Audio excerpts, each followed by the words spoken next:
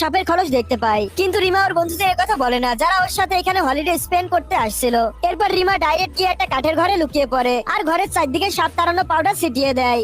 আর ওর বন্ধুরা যখন রিমার এইসব অদ্ভুত কাণ্ড কারখানা দেখতে পায় তখন ওর উপরে সবাই হাসতে শুরু করে দেয়। কিন্তু শুধুমাত্র রিমাই জানতো যে ওদের যান বাঁচানোর জন্যই ও এসব করতেছে। মূলত রিমা একটা টাইম লুপে ফেসে গেছে। ও যতবার মরে যেত ও তৎক্ষণাৎ ওই জায়গায় ফিরে আসতো।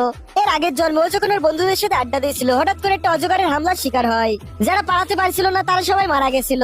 ওর দুইটা বন্ধু কোন রকম পালিয়ে যাচ্ছিল, তখন রিমা হঠাৎ করে পড়ে যায়। কিন্তু ওর বন্ধুরা ওকে সাহায্য করে না, বরঞ্চ আরো অজগরের দিকে ছুঁড়ে ফেলে দেয় যাতে অজগর ওকে নিয়ে ব্যস্ত থাকে। কিন্তু তখনই হঠাৎ করে ওর গাড়ির ভিতরে জ্ঞান ফিরে আসে। শুরুর দিকেও মনে করে এটা হয়তো বা কোনো ভয়ানক স্বপ্ন ছিল, কিন্তু যখন হঠাৎ করে গাড়ি খারাপ হয়, পেট্রোল ট্যাঙ্ক লিক হয়ে যায়, তখনই পাহাড়ে একটা রিসোর্টের খবর পায়। তখনই রিমা বুঝতে পারে সবকিছু আগের মতন আবারও হইতেছে।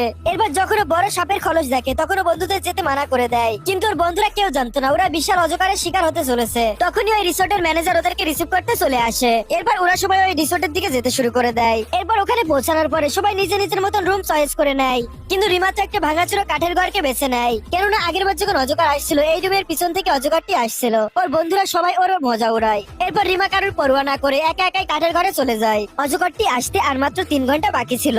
রিমা সমস্ত প্রয়োজনীয় জিনিসপত্রগুলো জোগাড় করে ফেলে। আর সুরক্ষার জন্য রিমা দরজা এবং জানলাগুলোকে কাঠের সাহায্যে মজবুত করে নেয় এবং বাসার চারদিকে সাপ তাড়ানো পাউডার ছিটিয়ে দেয়। কিন্তু ওর বন্ধুরা এখনো মিউজিক পার্টি করতেছিল, কিন্তু ওরা জানতো না যে এই মিউজিকের কারণে সাপটা আরো আকর্ষিত হবে।